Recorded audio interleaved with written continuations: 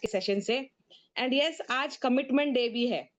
सो आज हम ये दोनों चीजों को जो है सेलिब्रेट करने वाले हैं। एक हमारा कमिटमेंट डे एंड दूसरी सुपर फ्राइडे सेशन, जो हमेशा हमें बहुत अच्छी अच्छी चीजें सिखाते हैं।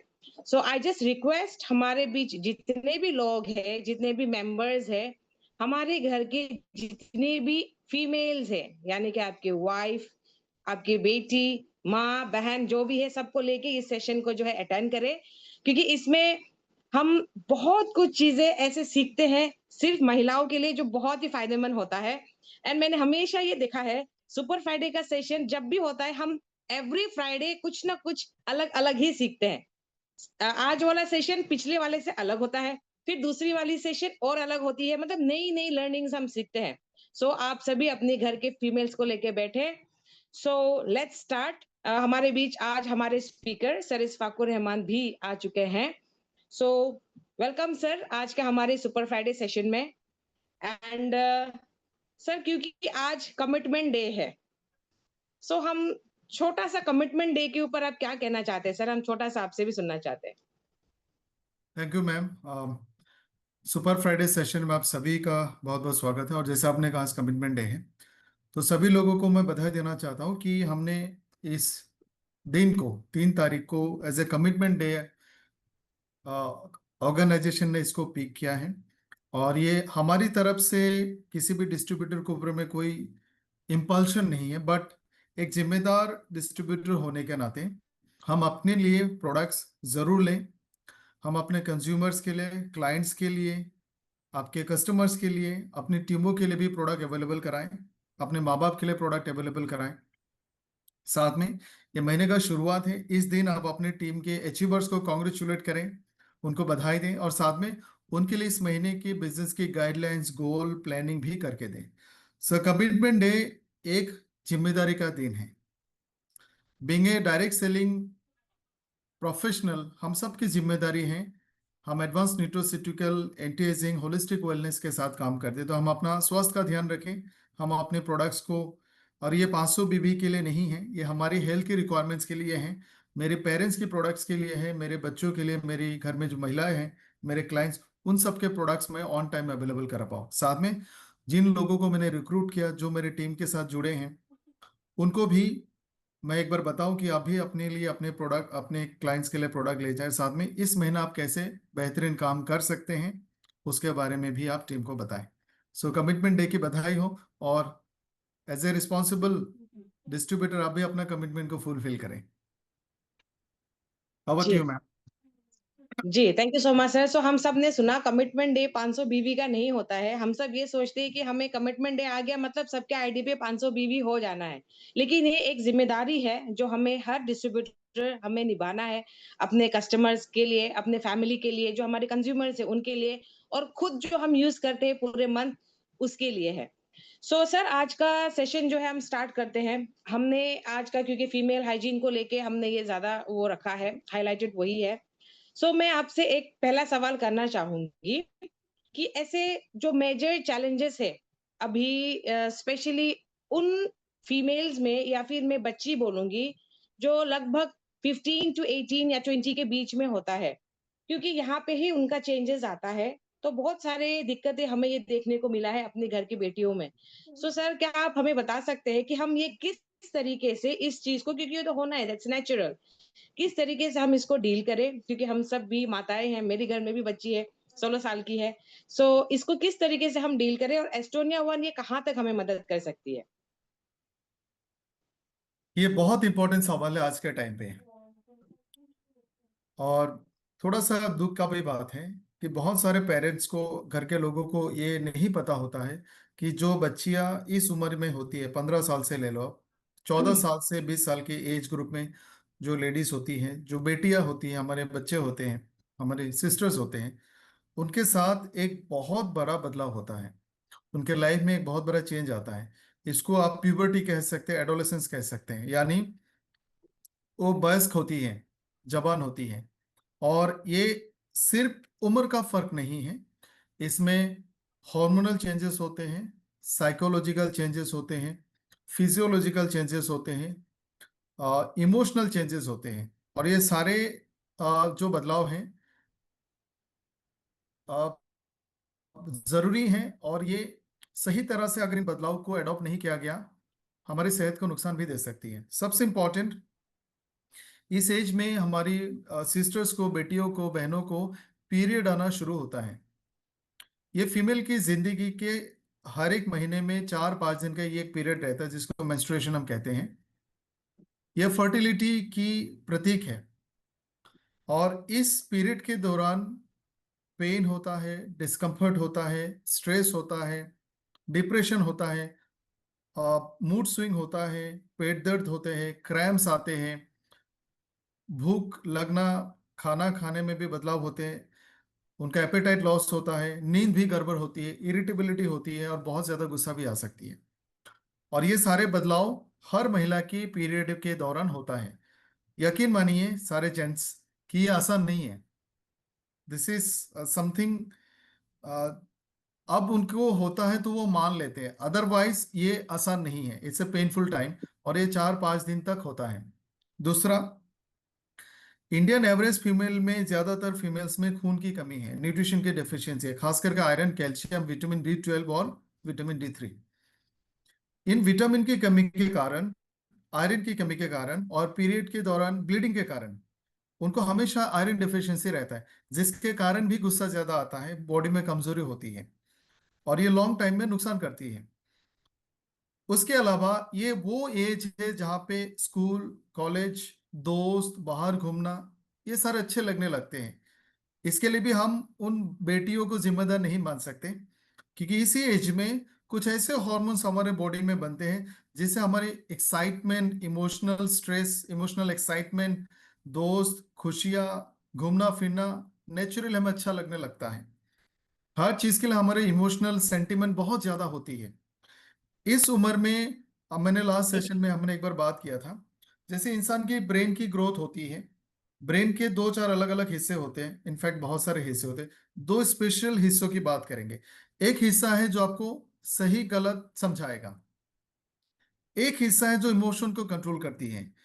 इस एज में इमोशनल कंट्रोल करने वाला ब्रेन का हिस्से का ग्रोथ बहुत फास्ट होता है, सही गलत को फर्क करने वाला ब्रेन का हिस्सा का ग्रोथ स्लो होती है। इसलिए अक्सर लोग, बच्चे गलत फैसले लेते हैं। कितने लाखों की तादाद में बेटियां हैं, लड़का है, लड़कियां हैं जो इस उम्र में ड्रग्स, अल्कोहल, नार्कोटिक्स के शिकार होते हैं, गलत संगत में चले जाते हैं। इस उम्र में उनको बहुत ज्यादा साइकोलॉजिकल सपोर्ट की जरूरत होती है। तो ये पीरियड एक औरत की, एक महिला की जिंदगी का पहला और सबसे स्ट्रगलिंग स्टेज है। तो हमें उनका स्वास्थ्य का ध्यान नहीं रखना है, बल्कि उनका काउंसलिंग भी करना है। जितने भी लोगों के घर में बेटियां हैं, आप 10-12 साल की उम्र में उनका काउंसलिंग शुरू करें कि अगले 1-2 साल में तुम्हारे साथ ऐसा होने वाला है, इस तरह के बदलाव होंगे, आपको ऐसा लगने लगेगा, आपको अपनी फीलिंग्स को हमारे साथ शेयर करना है। बहुत आसान है, सबको बाहर का कुछ भी अच्छा लग सकता है, और हर रोज हमारे साथ सब कुछ शेयर करो। एक साइकोलॉजिकल काउंसलिंग सपोर्ट माँ बाप को दोस्त बन के देना शुरू करना होता है। ये वो उम्र है जहाँ पे बच्चों को खूबसूरत बनने का भी शौक होता है, अपने आप को दुनिया के सामने बहुत ज्यादा सुंदर करके प्रेजेंट करने का भी एक आ, आप कह सकते हैं कि एक तरह का हम उसको शौक बोल सकते हैं, एक एक्साइटमेंट रहता है। थोड़ा सा भी वो देखने में, उनके बर्ताव में, कपड़ों में, पहनाव में अगर थोड़ा सा भी कम ज्यादा लगे, उससे उनको बहुत ज्यादा गहरा सदमा भी लग सकता है। सो ये psychological, emotional, behavioural, hormonal changes हैं, और इसमें सबसे पहला रोल माँ बाप दोस्त बन के काउंसलिंग करे, सही रास्ता दिखाए। साथ में 2-3 प्रोडक्ट हैं जो बहुत अच्छा उनको मदद कर सकता है, जितने भी पीरियड के मैंने आपको सिम्टम्स बताए। उसके अलावा स्वीट 18, हेमो14, और एक बहुत इंपॉर्टेंट प्रोडक्ट ब्रेन वन उनको जरूर दें। साथ में शायद मैं आपसे भी पूछूंगा, सबसे ज्यादा फास्ट फूड, जंक फूड इसी उम्र में लोग ज्यादा स्टार्ट करते हैं, आप लोगों के साथ भी हुआ होगा। सो डाइजेस्टिव डिसऑर्डर भी होते हैं, बहुत ज्यादा फैटी फूड खाने के कारण स्किन डिजीज भी होते हैं, तो एक लिवर वन भी जरूर दें। साथ में क्वार्ट्सी के 2-4 स्किन केयर के products. Over to you. Thank you so much sir. या सही कहा, सिर्फ यहाँ पे ये वाली चेंजेस देखने को नहीं मिलती है। चेहरे में 2-4 पिंपल्स ही क्यों ना आ जाए, उनको ऐसा लगता है कि हो गया अभी तो, कमरे से बाहर निकलना ही बंद। Specially true. बच्चियाँ, वो लोग मतलब ऐसे बोलने लग जाते हैं कि नहीं अभी इसके कारण मेरा फेस बिगड़ रहा है। सो ये बहुत आपने इम्पोर्टेंट ये इन्फॉर्मेशन दिया कि ट्रू। इस किस तरीके से हमें हैंडल भी करना है और क्वार्ट्सी के प्रोडक्ट्स भी हम इनको दे सकते हैं, ये सब चीज़ों में। सो सर इसी के रिगार्डिंग मैं एक और चीज़ आपसे पूछना चाहूँगी। ऐसा है क्या जो इस उम्र से अगर हम लोगों ने सही तरीके से गाइडेंस नहीं किया, तो क्या फ्यूचर में इनफर्टिलिटी की ओर बढ़ सकता है? क्योंकि अभी हमने देखा है, बहुत सारे लोगों का कॉल्स आते हैं जो बहुत यंग एज में भी है, शादी हो गई है, किसी को 5 साल हो गया, किसी को 7 साल हो गया, 10 साल हो गया है, बच्चा नहीं हो रहा। सो ये इनफर्टिलिटी को नहीं आने के लिए सो दैट इसमें ध्यान रखना ज़रूरी है या फिर किस तरीके से हम इसको रोक सकते हैं और कैसे हम इसको लेके आगे बढ़ सकते हैं? और अगर किसी के साथ ऐसा हुआ भी है, जो है शादी हो गया है, नहीं हो पा रहा है, इसको हम कैसे सॉल्व कर सकते हैं सर? ये भी एक बहुत इंपॉर्टेंट और बहुत बड़ा टॉपिक है। इनफर्टिलिटी के बारे में हमारे समाज में बहुत सारे गलत विचार आज भी लोग मानते हैं। तो मैं थोड़ा टाइम लूंगा इस सवाल का जवाब देने के लिए। हो सकता है आपकी थ्रू से, जितने भी हमारे यहाँ पे पार्टिसिपेंट्स हैं, आपकी थ्रू से समाज में अच्छा मैसेज आना शुरू हो। सबसे इंपॉर्टेंट और सबसे पहली बात, इनफर्टिलिटी के लिए सिर्फ एक औरत जिम्मेदार नहीं है। आज के टाइम में जितने भी रिसर्च हुए हैं, एज ऑफ नाउ, अगर हम लेटेस्ट मेडिकल डाटा स्टैटिस्टिक्स की बात करें, इनफर्टिलिटी के लिए हस्बैंड भी इक्वली रिस्पॉन्सिबल है। अगर 100 कपल्स को बच्चे नहीं हो रहे हैं, तो उन 100 कपल्स के बच्चे ना होने के लिए महिला भी जिम्मेदार है, हस्बैंड भी जिम्मेदार है। तो जो हमारे समाज में एक प्रथा है कि बांझ बोला जाता है, इससे पेनफुल वर्ड नहीं बोलना चाहिए। बहुत बार हस्बैंड रिस्पॉन्सिबल होता है, लेकिन समाज में, घर में, परिवार में माना जाता है कि औरत रिस्पॉन्सिबल है और उसका इलाज किया जाता है, फिर भी बच्चा नहीं होता, इसके लिए उसको अलग से दोबारा रिस्पॉन्सिबल माना जाता है। बहुत सारे हस्बैंड अपना टेस्ट नहीं कराते हैं। कल मेरे पास एक टेस्ट रिपोर्ट आया किसी का, 27 ईयर ओल्ड यूथ है, ओनली 27 ईयर ओल्ड, उनका स्पर्म काउंट 0 है। देखो, हम इसके लिए उनको भी जिम्मेदार नहीं मानते। अगर कोई इंसान बीमार है, हम उनको उस बीमारी के लिए रिस्पॉन्सिबल ना माने, बल्कि उसका इलाज करें। किसके लिए नहीं हो रहा, दैट्स नॉट इम्पॉर्टेंट, कैसे केयर करें, that is important. So infertility के लिए हमारी बेटियों को, बहुओं को जिम्मेदार ना माने, हमारे बेटे भी उतना ही रिस्पॉन्सिबल है मेडिकल स्टडी के हिसाब से। आज के टाइम का जो हमारा लाइफस्टाइल है, हमारा जो फूड हैबिट है, जिस तरह का जिंदगी हम जीते हैं, इससे इनफर्टिलिटी बढ़ रही है। और ये रीजन है कि हर शहर में आपको आईवीएफ सेंटर्स मिलेंगे। पुराने जमाने में 45-50 तक औरतों ने बच्चों जन्म दिए, और 3 4 5 बच्चे भी होते तो सारे नॉर्मल डिलीवरी होती है। आज के टाइम में बहुत सारे ट्रीटमेंट के बाद 1 2 बच्चा होता, वो भी सिजेरियन सेक्शन करना होता है। सो इनफर्टिलिटी आज के टाइम में हमने अपने लाइफस्टाइल से उसको अडॉप्ट कर लिया। और आपने सही कहा, ये 15 16 साल से जो हमारे आदतें होती हैं, उससे धीरे धीरे ये शुरू होती है। आप लोगों ने हार्बो न्यूट्रिजेनिक्स के ट्रेनिंग में सुना होगा, स्टेज 1 स्टेज 2, जो लाइफस्टाइल डिजीज के स्टेजेस है। पहला स्टेज आप मान लो 18 साल में थोड़ा बहुत शुरू होती है, जो डिटेक्ट भी नहीं होती, पता भी नहीं लगा सकते हैं। ये पता चलते चलते 20 25 साल पहुंच जाती है, और तब तक ये थोड़ा सीरियस कंसर्न बन जाता है। और तभी पता चल सकता है जब डॉक्टर ने जानबूझ के आपको कोई टेस्ट लिखे होंगे। इनफर्टिलिटी 2 तरह का होती है। पहला है प्राइमरी इनफर्टिलिटी, यानी पहला बच्चा ही नहीं हो रहा है। दूसरा है सेकेंडरी इनफर्टिलिटी, यानी दूसरा बच्चा नहीं हो रहा है। शादी के 3 साल 4 साल तक अगर बच्चा नहीं हो रहा है, इसका प्रॉपर डेफिनेशन है कि अगर उम्र इतना है, शादी का इतना साल हो गया, 6 महीने 1 साल में कंसीव नहीं हो रहा है, या फिर पहले बच्चे के बाद इतने साल तक कंसीव नहीं हो रहा है, उसके हिसाब से इनफर्टिलिटी है। अब मान लो 2 साल तक अगर बच्चा नहीं हो रहा है, अब उसको इनफर्टिलिटी कह सकते हैं। इसके बहुत सारे रीजन हैं। हस्बैंड भी हो सकता है, वाइफ भी हो सकता है। हस्बैंड के रीजन के जो पैथोफिजियोलॉजी है, जो मैकेनिज्म है कि स्पर्म काउंट कम है, स्पर्म की क्वालिटी कम है, ये हो सकता है। फीमेल के केस में यूट्रस में प्रॉब्लम हो, ओवरी में प्रॉब्लम हो, फेलोपियन ट्यूब में प्रॉब्लम हो, या फिर एग्स में प्रॉब्लम हो, कोई भी प्रॉब्लम हो सकता है। इन प्रॉब्लम की शुरुआत कुछ और है। अगर आपका वजन ज्यादा है, ये बहुत बड़ा फैक्टर है। दूसरा, अगर आपकी हैबिट्स अच्छे नहीं हैं, alcohol, nicotine, fast food, junk food, smoking, ये बहुत असर करता है। अगर आपका लाइफस्टाइल अच्छा नहीं है, आप फिजिकल एक्टिविटी नहीं है, सेडेंटरी लाइफस्टाइल है, बहुत सारे आप मेडिसिन खाते हो, पेन किलर लेते हो, कॉन्ट्रासेप्टिव का यूज करते हो, ऑरल पिल्स का इस्तेमाल करते, कुल मिला के एन नंबर ऑफ रीजन है। बहुत बार ऐसा भी होता है कि कोई फीमेल की ओवरी, फेलोपियन ट्यूब या फिर यूटेरस जन्म से ही उनमें कुछ एनोमलीज हैं, तब भी हो सकता है। लेकिन मेजोरिटी ऑफ द केसेस में डॉक्टर आपको यही कहेंगे सब कुछ सही है, ट्राई करो। इसका मतलब है बॉडी एनाटॉमी सही है, लेकिन हमारे लाइफस्टाइल गलत है। आपका बॉडी में हॉर्मोन्स नहीं बन रहे हैं, आप स्ट्रेस में हो, फास्ट फूड जंक फूड लेते हो, तो आपको ध्यान रखना है कि 14, 15, 16 साल से ही फास्ट फूड जंक फूड को कम से कम रखें, स्ट्रेस को कम से कम रखें, वेट को काबू में रखें। पीसीओडी भी एक खतरनाक डिजीज है, वो भी वेट के कारण भी माना जा सकता है। स्ट्रेस एक बहुत बड़ा लीडिंग कॉज है, ऑटोइम्यून डिजीज भी एक लीडिंग कॉज है। So natural way of living, natural life style, natural life cycle, जल्दी उठना, जल्दी सोना, खाना पीना सही करना, बैलेंस फूड लेना, ये सारी आदतें हमें करती रहनी चाहिए। आज के टाइम में पीरियड भी रेगुलर नहीं हो रहे हैं मैम। आप देखो किसी का वजन ज्यादा है, उनको पीरियड्स टाइमली नहीं होते हैं, और डॉक्टर कहते हैं कि पीरियड आपका वजन ज्यादा होने के कारण पीरियड नहीं हो रहा है। सो इनफर्टिलिटी का एक और कारण है ओबेसिटी, और एक जस्ट ऑपोजिट कारण है बहुत कम वजन होना। वजन ज्यादा होने से भी इनफर्टिलिटी हो सकता है, वजन बहुत कम होने से भी इनफर्टिलिटी हो सकता है।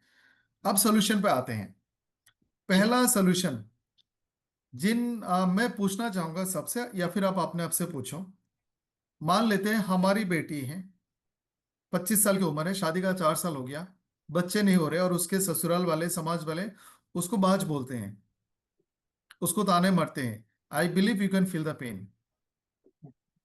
देन इमेजिन करो उस महिला को कैसा लगता होगा।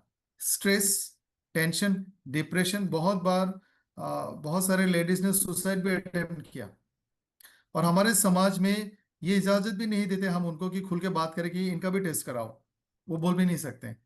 सो ये जो सोशल हिंड्रेंस है उसे बाहर आना है। अब मौका दो बात करने का, और उनको काम रखने के लिए, उनको रिलैक्स रखने के लिए इन चीजों के बारे में बात करें। Start with brain one first, दोनों के लिए। मेरा मानना ये है, आप सवाल जवाब ही मत करो, दोनों के लिए प्रोडक्ट देना शुरू करो। पहला प्रोडक्ट ब्रेन वन। पहले हम हस्बैंड की बात करते हैं, ब्रेन वन हस्बैंड के लिए भी देना है, उनको भी स्ट्रेस होता है। दूसरा प्रोडक्ट हस्बैंड के लिए, प्रो वाइटलाइजर H12। तीसरा प्रोडक्ट हस्बैंड के लिए अश्वा वन प्लस। ये कम से कम मिनिमम 3 प्रोडक्ट्स है जो हस्बैंड को देना है। वाइफ के लिए सबसे पहला प्रोडक्ट ब्रेन वन, दूसरा प्रोडक्ट हेमो14, तीसरा प्रोडक्ट स्वीट 18, चौथा प्रोडक्ट आप उसमें एक वुमेन वन भी ऐड कर सकते हो। अगर वजन ज्यादा है, उसके लिए वेट मैनेजमेंट के प्रोडक्ट जैसे कार्ब कट वन हो सकता है, फिटनेस वन हो सकता है, उसके साथ A1 लीन भी हो सकता है। फीमेल के लिए जिनका वजन ज्यादा नहीं है लेकिन पीसीओडी है, उनके लिए आप क्रिल वन भी ऐड कर सकते हो। और एक खुशखबरी आप सभी को देना चाहूंगा, हमारे पास ऐसे बहुत सारे केसेस है, टेस्टिमनीज हैं, जिनको 1, 2, 3, 4 प्रोडक्ट्स ऐसे बहुत सारे पॉजिटिव और अच्छे रिस्पॉन्स मिले हैं। तो आपके पास मौका है कि आपके समाज में, आसपास में, नोन में, अननोन में, नियर बाय में जो भी ऐसे कपल्स हैं, आप उनका इंट्रोगेशन ना करो कि ये जिम्मेदार है, वो जिम्मेदार है, बल्कि आप उनको काउंसलिंग करें और दोनों को ये प्रोडक्ट्स दे दें। Over to you ma'am.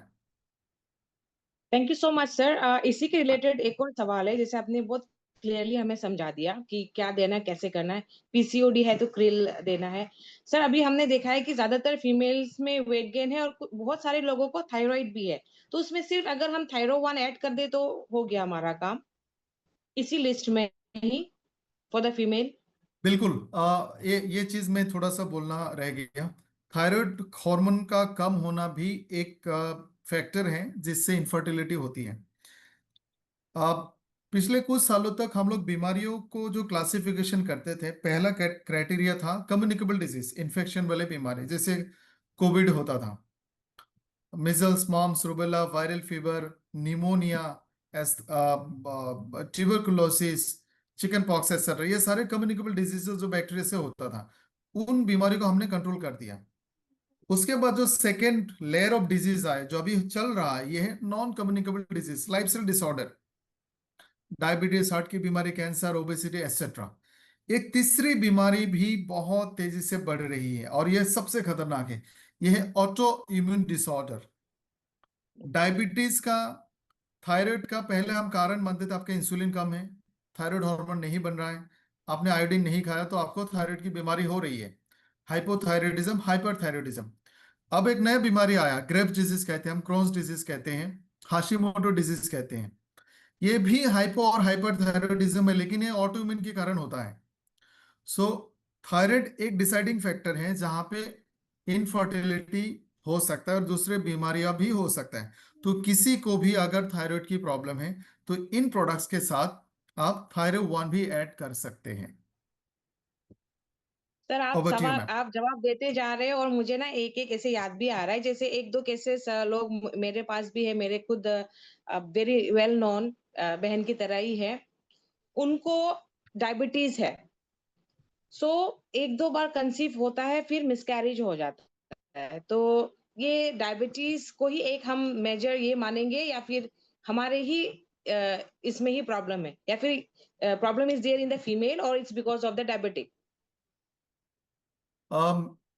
Miscarriage को आप डायरेक्टली इनडायरेक्टली एक तरह का इनफर्टिलिटी मान सकते हो, हालांकि इनफर्टिलिटी का जो डेफिनेशन है कि कंसीव ही नहीं हो रहा है। मिसकैरेज का मतलब है कंसीव तो हुआ लेकिन इम्प्लांट नहीं हुआ। मिसकैरेज भी एक तरह का इंडिकेशन है कि हमारा बॉडी बिगड़ रहा है। आप सोचो, पुराने जमाने में सिर्फ 30 साल पहले चले जाओ आप, हम में से ज्यादातर लोग 3 4 भाई बहन वाले लोग होंगे, जितने लोग इस वक्त मेरे एज के, हमारे जनरेशन के बैठे हैं। हम अपनी फादर के लाइफ को देखें, ज्यादातर लोग कम से कम 4 भाई बहन वाले लोग होंगे। उस वक्त ना तो बेहतरीन हॉस्पिटल फैसिलिटीज थी, ना मेडिसिन था, नॉर्मल डिलीवरीज होते थे और एक भी मिसकैरेज नहीं होती थी। और 9वें महीने तक सारे लेडीज पूरा पूरा फिजिकल एक्टिविटी भी करता था। कितने सारे लेडीज को हमने लेबर की काम करते हुए देखा, 7 महीने में, 8 महीने में, लास्ट ट्राइमेस्टर में, थर्ड ट्राइमेस्टर में। यानी उस वक्त की जो उनका शरीर होता था और आज का जो हमारे लेडीज की ह्यूमन बॉडी है, उसमें बहुत बड़ा डिफरेंस आया है। Difference in the sense of capacity, the capacity of giving birth, the capacity of retaining a child in the ovary, the capacity of resisting a disease, सब कुछ हमारा कमजोर हो चुका है। उसका रीजन क्या है? Lifestyle, nutrition deficiency, external factors, environment. So miscarriage is a clear example कि हमारा बॉडी धीरे धीरे कमजोर हो रही है। और इसका कनेक्शन हम इसके साथ भी कर सकते हैं। पहले लोग 60 या 60 की ऊपर की आयु में बूढ़े होते थे। प्रैक्टिकली और लिटरली स्पीकिंग, टेक्निकली स्पीकिंग, आज के टाइम में लोग 35 की उम्र में बूढ़ा होना शुरू होता है। NAD+ की मात्रा 35 से कम होना शुरू होता है। माइटोकॉन्ड्रिया की नंबर 35 से कम होना शुरू होता है। किडनी, लीवर और बाकी फंक्शंस 35 के बाद से कमजोर होना शुरू होता है। ऐसे कितने सारे लोगों का काउंसलिंग मैंने किया जो बोलते हैं लिबिडो नहीं है। लिबिडो का मतलब है, देखिए फीमेल सेशन हम लोग कुछ बातें ऐसे करते, हो सकता है आप सुनना ना पसंद करें, बट आप मान लो आप लोग MBBS के स्टूडेंट हो, मैं आपका टीचर हूँ, आपको सिखा रहा है, कंसिडर योरसेल्फ एज स्टूडेंट, और ये टीचिंग आपको मदद करेगा। शादी के बाद जो मैरिड लाइफ है, मैरिड लाइफ खराब होना, not living a happy married life at the age of 35 only is a very bad sign, यानी आपकी बॉडी के फंक्शंस बिल्कुल खत्म हो गया। ये सारे जो बदलाव हैं, इसका कारण है न्यूट्रिशन डेफिशिएंसी, बैड लाइफस्टाइल। सो मिसकैरेज एक क्लियर इंडिकेशन है कि उनके बॉडी में बहुत ज्यादा गड़बड़ है या फिर बहुत सारे बीमारियों का शुरुआत है। उनको भी आपको कम से कम 6 महीने दोबारा से प्रिपेयर करने होंगे with the same range of products, जो भी प्रोडक्ट्स हमने यहाँ पर डिस्कस किए हैं। Over to you. Thank you so much sir, आपने बहुत अच्छे तरीके से ये समझा दिया। फीमेल सेशन है और क्योंकि मैं एक फीमेल हूँ, बहुत सारे ऐसे क्वेश्चंस मेरे पास भी होते हैं, बहुत सारे मेरे तक भी आते हैं। सो और ऐसा ही मौका होता है कि इसी का जवाब आपसे मांगते मांगते जितने भी लोग हैं सबको भी जवाब मिल ही जाती है। So thank you so much sir. So एक दूसरी, अभी जो हमने देखा है फीमेल्स में बहुत ज्यादा मतलब तेजी से ये बढ़ रही है, विच इज ब्रेस्ट कैंसर, बहुत ज्यादा। अभी बढ़ते जा रही है। वुम कैंसर, सर्वाइकल कैंसर, ऐसा देखने को मिल रहा है अभी आज के टाइम में। और वो भी ऐसा नहीं है कि बहुत ज्यादा एज हो गया है, 30+, 35+, ऐसे होते ही हम लोग ये देख रहे हैं कि डिटेक्ट हो रही है, 4th स्टेज में पता चल रहा है। सर, इसके पीछे का क्या रीजन हो सकता है, या फिर इससे बचने के लिए जैसे कुछ लोग बोल रहे थे कि एक इंजेक्शन आती है, अगर हम वो लगाते हैं तो फिर इन द कमिंग डेज ऐसा नहीं होगा। तो फिर और वो इंजेक्शन महँगी भी होती है। सो हमारे पास ऐसा क्या प्रोडक्ट है जिसको हम ये लें तो फिर हम इस चीज़ को प्रिवेंट कर पाएँ? क्योंकि वी नेवर नो कल को क्या होने वाला है। एंड बीइंग ए फीमेल ये चीज़ हम समझ पा रहे हैं कि अगर हमें आज पता चल गया तो हम अभी से ये कंज़्यूम करें, प्रिवेंट तो कर पाएँगे। सो अगर ऐसा कुछ है तो सर प्लीज़ बताएँ?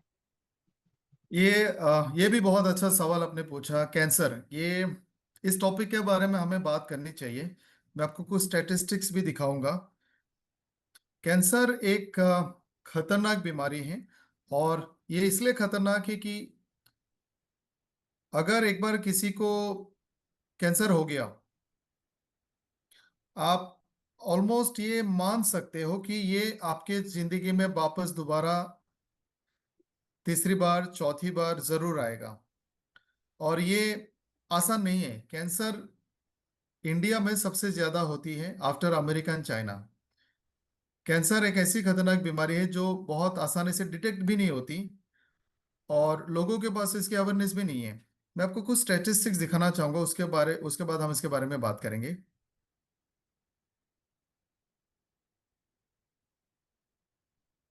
ये इंडिया में फीमेल कैंसर का कुछ डाटा है।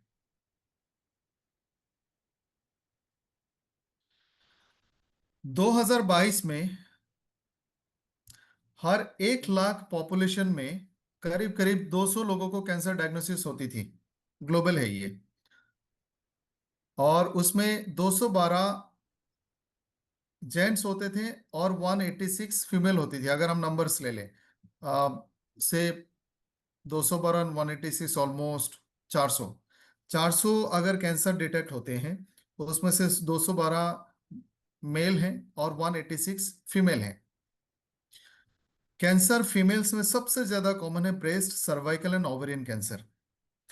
फीमेल में जो कैंसर होती है उसका 40% ये तीनों कैंसर हैं। राइट साइड में एक ग्राफ है, आप देख सकते हैं। 2018 का स्टैटिस्टिक्स है। 50 से 70 के बीच की जो कैंसर केसेस है उसका स्टैटिस्टिक्स है। Breast cancer 20 almost 28%, cervical cancer almost 16%, ये दोनों को मिलाओ 40 क्रॉस हो गया। ओवरी कैंसर अनदर 5%, यानी मोर देन 40% फीमेल की कैंसर, ये तीन तीन कैंसर होती है। और ये सिम्टम्स मैं आपको इसलिए बताना चाहूंगा। कैंसर सबसे ज्यादा खतरनाक इसलिए है क्योंकि अक्सर सेकेंड या थर्ड स्टेज में डिटेक्ट होती है। अब थर्ड स्टेज में डिटेक्ट होने से खतरनाक क्यों है, मैं आपको थोड़ा सा डिटेल में बताऊंगा। मान लेते हैं कि मेरे इंटेस्टाइन में एक छोटी सी जगह पे, ऊपर वाला ना करें, किसी के इंटेस्टाइन के एक एरिया में एक कैंसर सेल पैदा हुआ, बन गया। ये लोकलाइज्ड कैंसर है। इससे बनने से पहले वो ट्यूमर बनेगा, और एक सैक के अंदर एक, मान लो, ट्यूमर का एक छोटा सा मास बनेगा। फिर वो वहां से टूट के बिखरने लगेगा। सो एक कैंसर सेल बना, और वो कैंसर सेल आसपास में अपने जैसे सेल पैदा करेंगे। यहां तक वो लोकल कैंसर है। अब उस इंटेस्टाइन के एक हिस्से से दूसरे हिस्से तक ये फैलना शुरू हो गया, यानी अभी भी इंटेस्टाइन में ही है। ये थर्ड स्टेज है, यानी पूरे इंटेस्टाइन में फैलने लगा। इसके बाद वाला स्टेज बहुत खतरनाक है। कैंसर का जो सेल है बड़े आसानी से ब्लड के माध्यम से और लिम्फेटिक सिस्टम के माध्यम से इंटेस्टाइन से पूरे बॉडी में फैल सकता है। अब कहां कहां फैलेगा यह अंदाजा लगाना नामुमकिन है। इंटेस्टाइन का कैंसर अगले हफ्ते ब्रेन तक पहुंच सकता है, किडनी तक पहुंच सकता है, पैरों की हड्डियों तक पहुंच सकता है, लिवर तक पहुंच सकता है, लंग्स तक पहुंच सकता है, शरीर के किसी भी हिस्से में पहुंच सकता है। यानी अगर कोई कैंसर फोर्थ स्टेज में डिटेक्ट होता है और आपको पता चला कि अभी आपको लंग्स में मिला, आपने लंग्स की सर्जरी की, रेडिएशन दिया, केमो दिया, लंग्स का ठीक हो गया, अगले दिन आपको बॉडी के दूसरे हिस्से में दिखेगा। आप पूरे बॉडी को रेडिएशन नहीं दे सकते। और दुख की बात यह है कि हमारे इंडिया में कैंसर अक्सर थर्ड स्टेज में ही डिटेक्ट होती है और उस वक्त आपके पास टाइम नहीं बचता। उससे भी दुख की बात यह है कि ब्रेस्ट कैंसर प्रिडिक्ट करना बहुत आसान है। पहले आप सभी लोग इस सिम्टम्स को ध्यान से सुने कि ब्रेस्ट कैंसर के सिम्टम्स क्या है। सबसे पहले आपके सीने में लंप या सॉलिड मास महसूस हो सकता है। आप खुद इसका टेस्ट कर सकते हैं। आप जब उसको टच करोगे, छुओगे, आपको अगर लगता है कि हार्ड मास है, और डॉक्टर कहते हैं कि 25 के बाद या फिर पहला बेबी होने के बाद आप रेगुलर हर महीना इस तरह से अपने आप को फील करें। अगर कोई हार्ड मास, सॉलिड मास, कोई सॉलिड जैसा चीज आपको महसूस होता है आपके चेस्ट में या फिर अंडर आर्म में, it could be a tumour. दूसरा सिम्टम है आपकी सीने में हमेशा पेन महसूस होना, टाइटनेस महसूस होना। ये भी एक सिम्टम है और ये बहुत सारे लोगों को होता है लेकिन नजरअंदाज करते हैं। आपके स्किन में, खास करके सीने की स्किन में रेडनेस, डिम्पलिंग और उसमें कलर चेंजेस होगा, लाल दिखेगा, रैशेस दिख सकते हैं, अनयूजुअल डिचेस हो सकते हैं आपके निपल एरिया से, unnatural, unusual size and shape में चेंजेस आ सकते हैं। और ये सारे जो बदलाव है, इसको महसूस करने के लिए आपको कैंसर स्पेशलिस्ट के पास नहीं जाना है, आप खुद इन चीजों का पता लगा सकते हैं। मैं चाहूंगी इसका स्क्रीनशॉट रखें और जो भी फीमेल 25 एंड अबव है, हर महीना आप एक बार खुद से इसका जांच करें। ये इंडिया का कैंसर के स्टेटिस्टिक्स है 2015 और 20 का। 2015 से लेकर 25 तक के स्टेटिस्टिक्स है फीमेल्स की। जो ग्रे कलर का लाइन है वो ब्रेस्ट कैंसर का नंबर है, ऑरेंज वाला सर्विक्स की कैंसर है और ग्रे वाला जो लाइट ग्रे है वो ओवरी का कैंसर है। 2025 में 2015 में ब्रेस्ट कैंसर ऑलमोस्ट 1,75,000 डिटेक्ट होती थी हर साल। और ये मैं आपको ये भी बताना चाहूंगा, this is only detected and reported cases.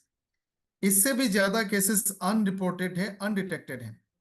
2020 में थोड़ा सा बढ़ा, 2025 में ये 1.75 से क्रॉस करके एकदम से 2,30,000 में पहुंच गया। उसी तरह से थोड़ा सा ग्रोथ हुआ सर्विकल कैंसर में और ओवेरियन कैंसर में। यानी ब्रेस्ट कैंसर सबसे ज्यादा खतरनाक है इंडियन फीमेल्स के लिए। ये भी एक डाटा है, मैं आपको दिखाना चाहूंगा। पहला डाटा है इंडियन फीमेल में जितने भी कैंसर से होने वाली डेथ होती है, एक फीमेल में जितनी भी कैंसर्स होती हैं उसका हमने देखा ऑलमोस्ट 27 to 28% ब्रेस्ट कैंसर है। हर 28 में एक फीमेल को अपने लाइफ में कभी ना कभी ब्रेस्ट कैंसर होने का खतरा रहता है। इंडिया में हर 4 मिनट में एक महिला का ब्रेस्ट कैंसर डिटेक्ट होती है। ये तो रिपोर्टेड है, अनरिपोर्टेड इससे भी ज्यादा है। सो breast cancer leading cause of cancer in female है और उसके साथ साथ लीडिंग कॉज ऑफ डेथ भी फीमेल है। ज्यादातर फीमेल की जो कैंसर से होने वाली डेथ है वो ब्रेस्ट कैंसर है और ये टोटली प्रिवेंटेबल है। सबसे पहले जो मैंने आपको सिम्टम्स बताए, सेल्फ डायग्नोसिस बताया, आप जरूर करें। साथ में A9 Onco could be A revolutionary product. 25 साल से 35 साल तक अगर सारे फीमेल्स ने पहला 2 साल हर रोज एक एक A9 ऑन्को लिया, उसके बाद हर क्वार्टर में एक एक डिब्बा लिया, मुझे लगता है you can prevent all the cancers. Ma'am आपने एक वैक्सीन की बात बताई, human papilloma virus, HPV virus. See मैं इसके फेवर में भी नहीं बोलूंगा, अगेंस्ट में भी नहीं बोलूंगा। जो रिसेंट स्टडीज हैं, जो रिसेंट रिपोर्ट्स हैं, मैं based on science, based on fact कह रहा हूं। इस वैक्सीन का पॉजिटिव नेगेटिव फीडबैक दोनों आया। आई बिलीव उससे बेहतर है हम कैंसर बनाने वाले खाने पीने से दूर रहें, उन आदतों से दूर रहें, वेट मैनेज करें, लाइफस्टाइल को बेटर करें, and A9 Onco could prevent all kind of cancer. Over to you. Thank you so much sir. That means sir, अगर जैसे कि हम 25 प्लस अगर हो जाते हैं फॉर ऑल फीमेल्स, प्रिवेंशन के लिए A9 उनको अगर हर रोज हम एक एक करके लेते तो ये हमारे लिए बहुत लाभदायक होगा। बिल्कुल।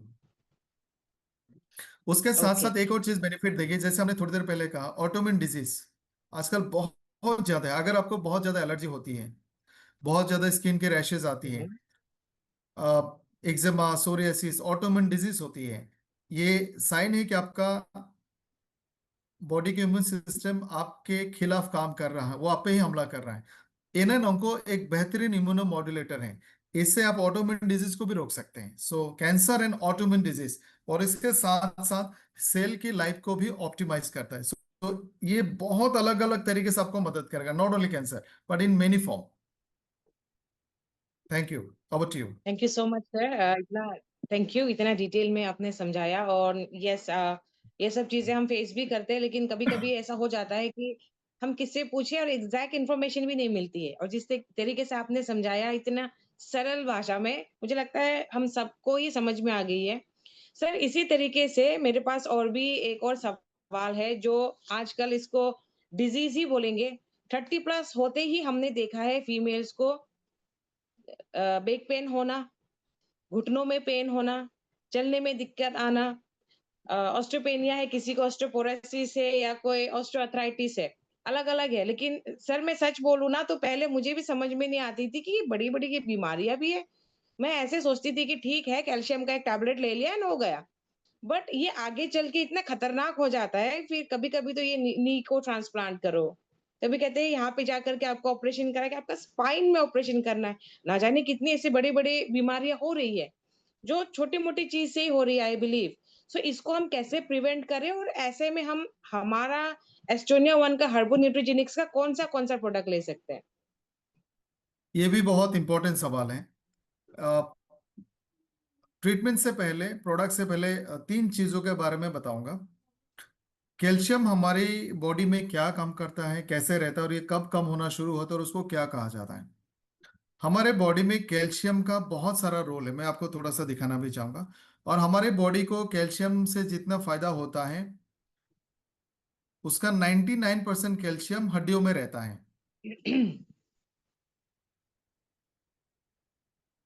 1% कैल्शियम सिर्फ ब्लड में रहता है, ओनली 1%। ये जो 1% कैल्शियम है, ये हमारे खाने पीने से पूरा होना चाहिए। लेकिन इस कैल्शियम की जो नीड है, वो पूरा होने के लिए आपको साथ में विटामिन डी भी खाना पड़ेगा। नहीं तो पूरी दुनिया में सबसे ज्यादा कैल्शियम खाने वाले लोग हमारे देश में हैं। आप एक बार में एक पान में जितना लाइम होता है, चूना होता है, वो एक गिलास दूध से भी ज्यादा होता है। सो कैल्शियम हमारे पास भरपूर मात्रा में है, लेकिन विटामिन D3 ना होने के कारण वो कैल्शियम हमारे लिए ऑलमोस्ट बेकार हो जाती है। कैल्शियम, एक फोटो दिखाऊंगा तो आप और ज्यादा समझ जाओगे।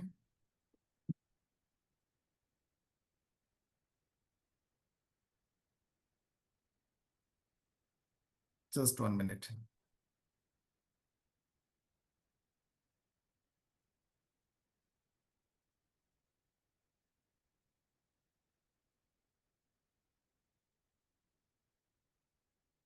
हमें लगता था कि कैल्शियम सिर्फ हड्डियों में और दांतों में होता है, बल्कि इससे भी बहुत ज्यादा काम करता है कैल्शियम। पहला फोटो में लेफ्ट साइड में आप ऊपर में देखो। जब हमने अभी थोड़ी देर पहले बात किया था कि बच्चे के बारे में, ओवरी। सो एक फादर का सेल एक मदर के सेल से जब बच्चा बनता है, उसको जायगोट बोलते हैं।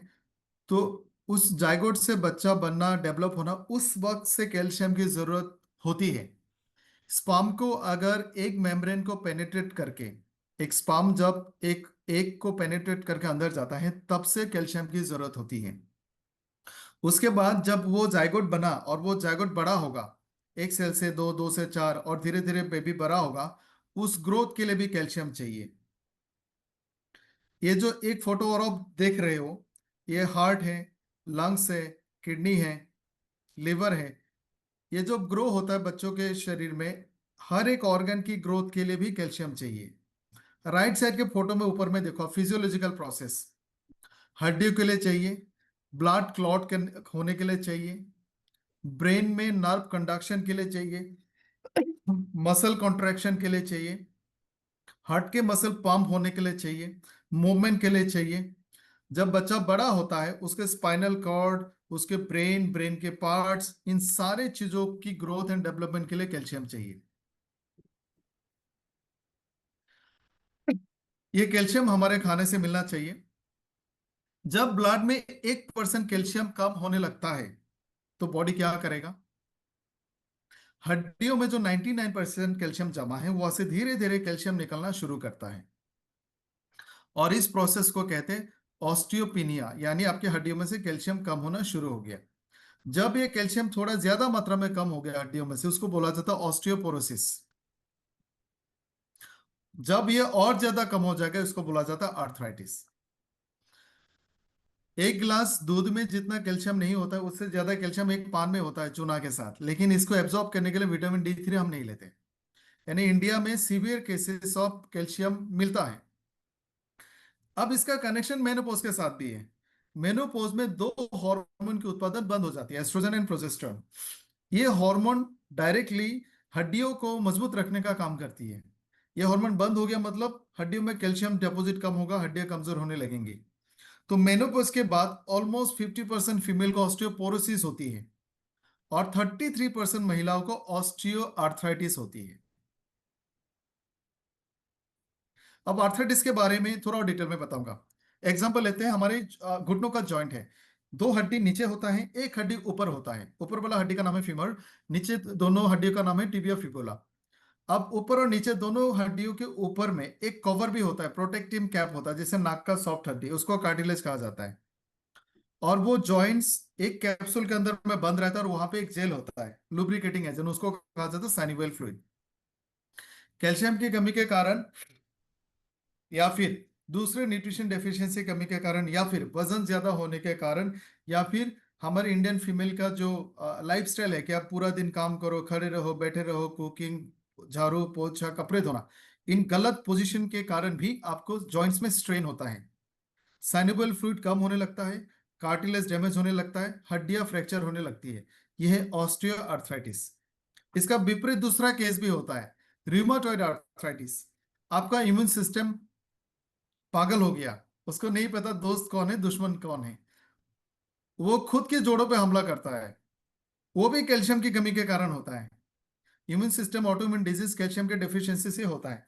तो जब वो आपके जोड़ों पे हमला करेगा, तब भी आपके जॉइंट्स में इन्फ्लेमेशन होगा। इंडियन फीमेल की अगर आप लाइफस्टाइल देखो, वो उनका खाना आखिर में होता है, अकेले खाता है, उनके जी लिए हिस्से, खाने के हिस्से में खाना कम आता है, तो वो पेट भरने के लिए कुछ भी स्टाफिंग कर लेता है, और उनकी लेबर बहुत ज्यादा नहीं होता, लेकिन एक तरह का पोजीशन में बहुत देर तक रहने वाला काम होता है। तो उनके जॉइंट्स में स्ट्रेन होता है। 2 घंटा आप खड़े रहे, 2 घंटा बैठे रहे, 2 घंटा कपड़े धोते रहे, जिसके कारण नी में बहुत ज्यादा स्ट्रेन और इंजरी होती है। इसके कारण इसके कारण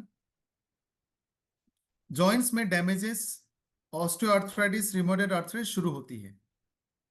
तो पहला काम जो है, इस तरह का पोजीशन, इस तरह का लॉन्ग टाइम स्टैंडिंग या सिटिंग से बचे। दूसरा, वजन को कम करें, कंट्रोल में रखें। तीसरा, 35 से पहले से ही आप कैल्शियम लेना शुरू करें। वैसे भी डेफिशिएंसी है, मेनोपॉज के बाद और ज्यादा डेफिशिएंसी होगी। तो इंडियन फीमेल में ऑस्टियोपोरोसिस, ऑस्टियोआर्थराइटिस, रिमेटॉइड आर्थराइटिस होने का चांसेस बहुत ज्यादा है, और इसका सोल्यूशन है 35 से कैलमेक डी लेना शुरू करें, 37 या 38 से ऑर्थो वन लेना शुरू करें, और अगर आपको पेन फील हो रहा है तो आप फ्लेक्स या फिर क्रिल भी लेना शुरू करें, और साथ में कोलाजिन भी ले सकते हैं। और जिनको आर्थराइटिस हो चुकी है, आप ऑर्थो वन को कम से कम 1 साल तक 2-2 टैबलेट सुबह शाम लेते रहें। Over to you.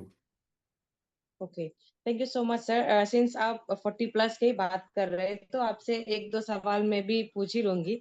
सर, ऐसा देखा गया है कि आफ्टर 40, स्पेशली जो फीमेल्स मेनोपॉजल पीरियड में होती है, क्योंकि बहुत सारे ये हार्मोनल डिसऑर्डर्स होती है बॉडी में, तो बहुत सारे चेंजेस के कारण हम अलग अलग तरीके की दिक्कत से फेस करते हैं। Since I am also into menopausal period, तो मैं भी ये फेस करती हूँ। कभी कभार ऐसा हो जाता है सर कि आपके सेशंस में ही मैंने सुने हैं मूड स्विंग्स भी होते हैं। कभी बहुत ज्यादा हमें यूरिन इन्फेक्शन भी हो जाती है। कभी ऐसा हो जाता है कि वजन या तो बहुत बढ़ गया या तो कम हो गई है। कभी ये मेरा खुद का भी एक्सपीरियंस है, कभी पूरे दिन निकल जाती है, हम एक बार भी यूरिन पे भी नहीं जा रही है, मतलब वो लग भी नहीं रहा, वैसा भी हो जाता है।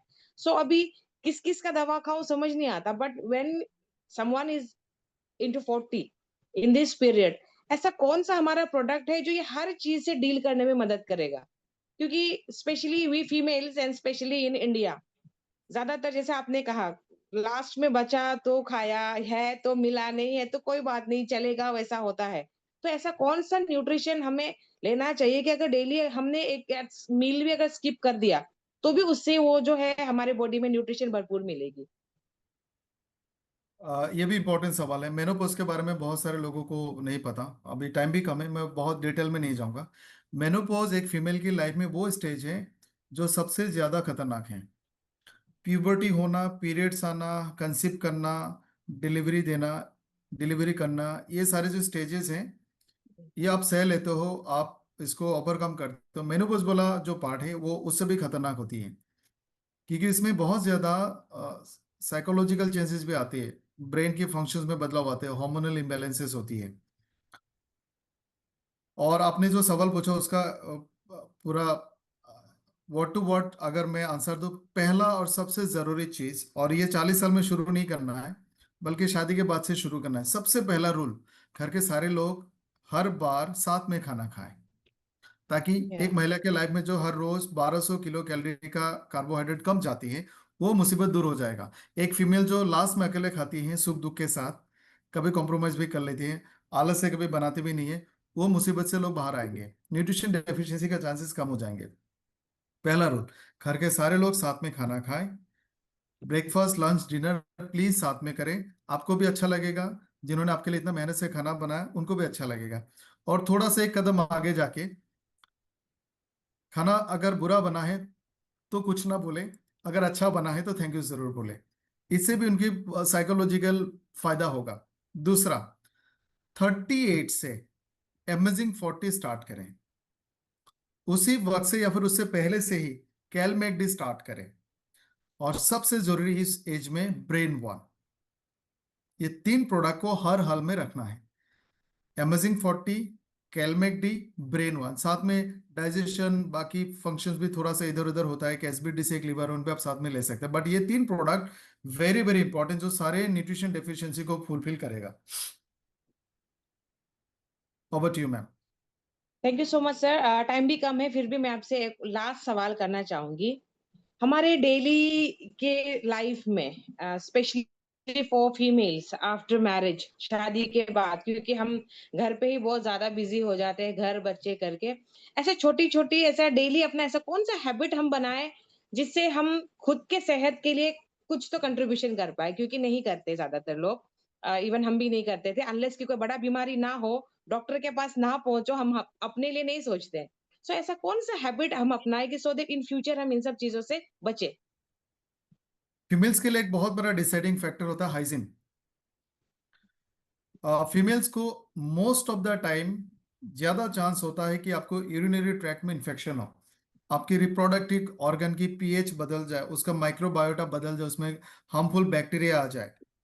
और ये हाइजीन, हर महीना जब पीरियड्स आते हैं उस दौरान इसकी ससेप्टिबिलिटी यानी इन्फेक्शन होने का खतरा कई गुना बढ़ जाता है।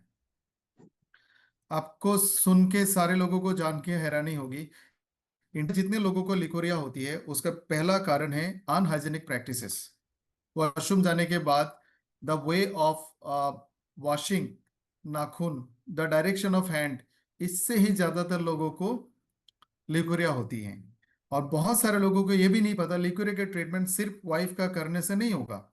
ये इन्फेक्शन वाइफ से हस्बैंड के पास जाता है, आपने वाइफ का ट्रीटमेंट किया, कुछ दिनों के बाद हस्बैंड से वापस वाइफ में आएगा, हस्बैंड में सिम्टम्स नहीं दिखते, वाइफ में सिम्टम्स दिखते हैं। तो एक चीज का ध्यान रखें, हाइजीन, उसमें से सबसे पहला चीज है नाखून को हमेशा छोटा रखें। वॉशरूम के बाद हैंड वॉश करने का जो हाथों का जो मूवमेंट का डायरेक्शन होता है वो टॉप टू बॉटम होना चाहिए, हाथों का डायरेक्शन ऊपर से नीचे तक होना चाहिए। आपका कॉन्टामिनेटेड फिंगर्स जेनिटल एरिया में नहीं आना चाहिए। अगर आपके हाथ ने स्टूल टच किया और वो हाथ अगर जेनिटल एरियाज में आते हैं, यही सबसे बड़ा रीजन है जहां से लिकोरिया की इन्फेक्शन होती है। It's a multiple infection, bacterial, fungal and viral infection होती है। इसमें 4 ग्राम का एंटीबायोटिक्स देते हैं हम लोग, और वो एक साल में एक ही बार दिया जा सकता है, इतने सीवियर होते हैं। सो ये ध्यान रखें, हाइजीन। सैनिटरी पैड्स अगर आपका बहुत हाई क्वालिटी का है जैसे हमारा है, तो आप 7-8 घंटे तक रख सकते हैं, अदरवाइज 4 घंटे में चेंज करें। जो आपकी इनर वेयर्स हैं उसको बहुत कड़क धूप में सुखाएं। और कुछ कपड़े कभी नहीं शेयर करना होता है। आप जब भी पब्लिक टॉयलेट यूज करते, be very very careful in using the mugs and all. हमेशा अपने पास एक सैनिटाइजर रखें। और जरूरत पड़े या ना पड़े हर क्वार्टर में 1-2 लिको 81 आप जरूर लें। उसके बाद दूसरा, जो अपने हैबिट्स के बारे में बताएं, अपने वजन पे पूरा काबू रखें। 40 के बाद वजन बढ़ने का जो रफ्तार है, वो आप, जो हमारा हमारी बात इस हुई। वक्त देश में जो क्या बोलते हैं उसको, महंगाई की रफ्तार से भी ज्यादा होती है। डोंट टेक इट अदरवाइज, जैसे जो, क्योंकि 40 के बाद बॉडी की मेटाबॉलिज्म स्लो होती है, आपकी फिजिकल एक्टिविटी स्लो होती है, आपकी फूड इनटेक कम नहीं होती है, so you very fast gain weight. और वैसे भी फीमेल के बॉडी में फैट कंटेंट ज्यादा होती है, सो उसको कंट्रोल करने के लिए आप कार्बोहाइड्रेट को लिमिट करें, प्रोटीन बढ़ाएं, सलाद बढ़ाएं, जल्दी उठें, जल्दी सोएं। और कोशिश करें 35 से ही, जैसे मैंने बोला, साथ में सारे लोग एक बार साथ में खाना खाएंगे, उसी तरह से सुबह या शाम में सारे लोग कम से कम एक बार में एक साथ में 10-15 मिनट का वॉक पे चले जाएं। उसके बाद न्यूट्रिशन और सप्लीमेंट बहुत बड़ा डिसाइडिंग फैक्टर है। हेमोफोर्टिन, स्वीट 18, अमेजिंग 40, कैलमेटी, ये 4 प्रोडक्ट एक फीमेल की लाइफ में सबसे इंपॉर्टेंट प्रोडक्ट है, साथ में वुमेन वन। तो इस तरह थैंक यू से सो कुछ मच सर। अच्छे हैबिट्स आप डेवलप कर सकते। जी ma'am, over to thank you. You so much. ये डेफिनेटली हमारे लिए फीमेल्स का सेशन में इतने सारे, मैंने जैसे शुरुआत में ही कही थी, हर सेशन पहले वाले से अलग होता है। आई बिलीव सब लोग भी यही देख रहे हैं और यही बोलने ही वाले हैं।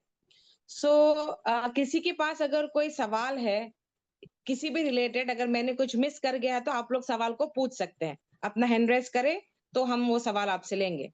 एक आध सवाल हम लेंगे अगर कुछ मिस हो गया है तो।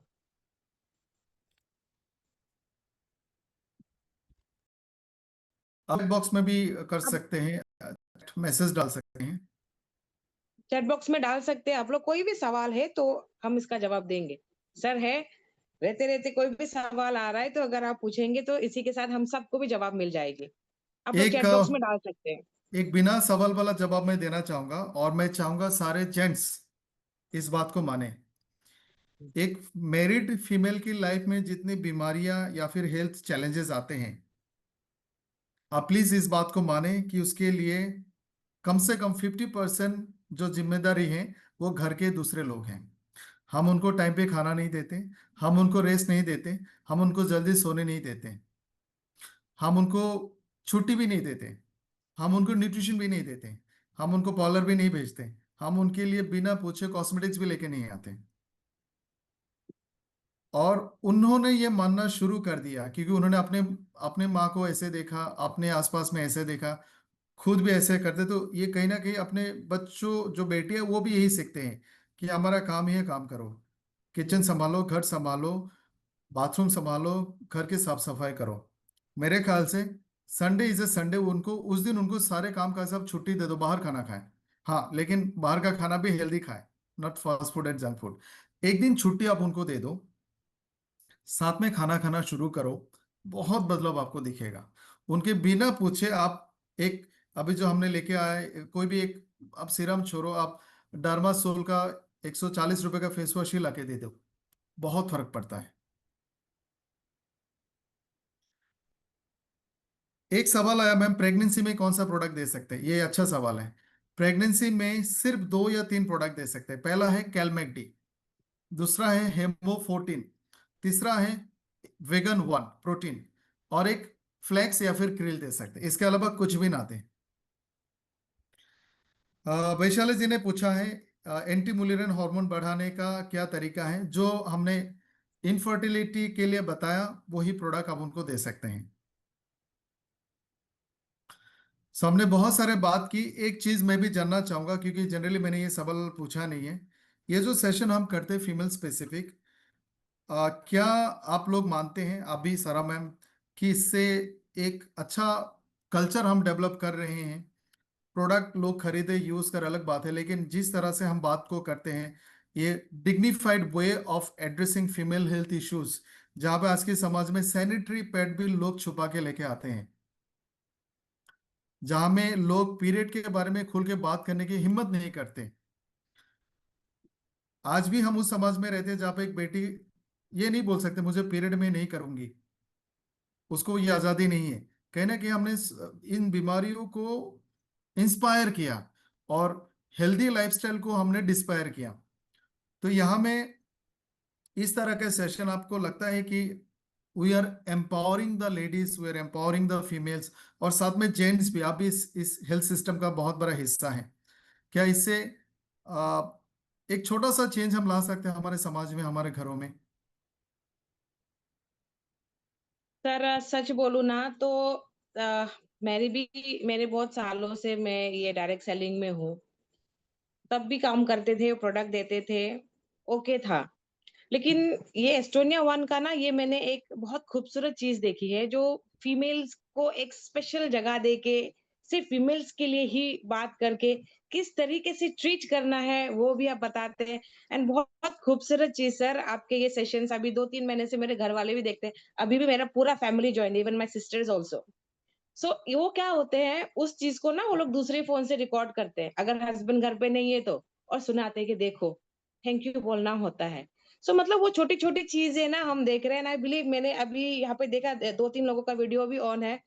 जब भी ये सब चीजें हम बोल रहे होते हैं ना, सारे फीमेल्स नोट कर रहे होते हैं कि यस, इससे सच में फायदा हो रहा है सर, और इसमें सच में चेंजेस घर में आ रही है।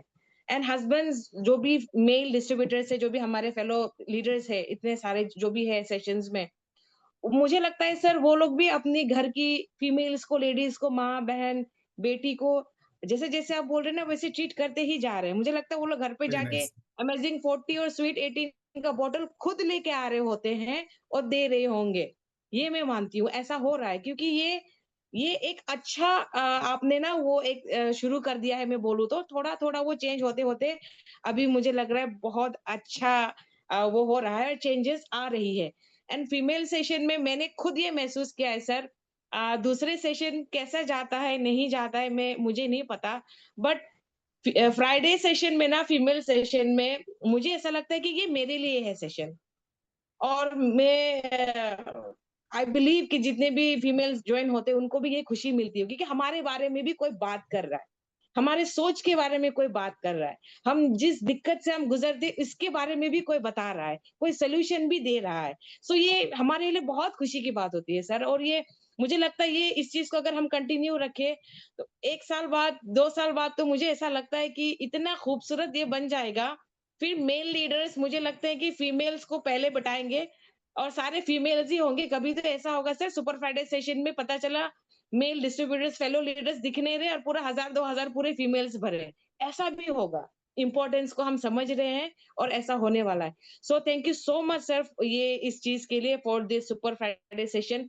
बहुत कुछ हमें सीखने को मिलता है, मैं खुद बहुत कुछ सीखती हूँ पर्सनली। सुपर फ्राइडे सेशन के लिए फैब होता है, मैं कभी नहीं करती। Thank you so much sir. जाते जाते एक छोटा सा होमवर्क दूंगा। जितने भी हमारे रिस्पेक्टेड डिस्ट्रीब्यूटर्स इस वक्त यहाँ पे हैं, हस्बैंड के लिए भी, वाइफ के लिए भी, आज के बाद जब आप खाना खाओगे, आपने बोला है, A1 एकेडमी ने बोला है सारे लोग साथ में खाना खाएंगे, अकेला कोई नहीं खाएगा, ऑल पीपल टुगेदर। आप 15-20 मिनट मैनेज कर सकते हैं। सो अगर कोई भूल जाए तो दूसरा लोग याद दिलाए। जितने भी लोग आप लोग इस सेशन में हैं, घर में यही बोलना है, A1 एकेडमी ने बोला है खाना साथ में खाना है। So don't leave a single person to have meal alone at the end. उससे बहुत बड़ा चेंज हमारे समाज में, घर में आ सकता है। So thank you so much all the participants and Sarah ma'am for hosting this program. Thank you so much sir, thank you everyone, thank you.